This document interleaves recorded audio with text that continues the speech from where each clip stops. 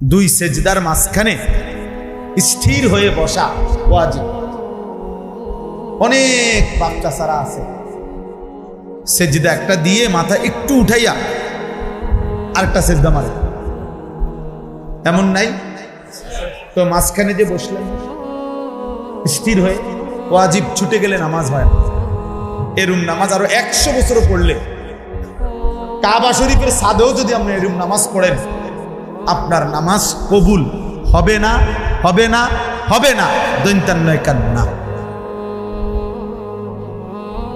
বলে যায় হয় না, যায় হইতো না, যায়ও হইতো না, কোন রকম হইলে হইব না, কোন রকম হইতো না। বলে নম্বর নইলে কিছু কম দিব না, নম্বরই দিত না, হইছেই না, হইছেই না। 10ও পাইতেন না, 2 নাম্বারও পাইতেন না, 1 নাম্বারও, এটা হয়ই না, কিচ্ছু হয় নাই, কিচ্ছু হয়। আল্লাহ তাআলা কোরআনে বলছে, যে নামাজের ফরজ ওয়াজিব নষ্ট করে সে নামাজকে নষ্ট করে।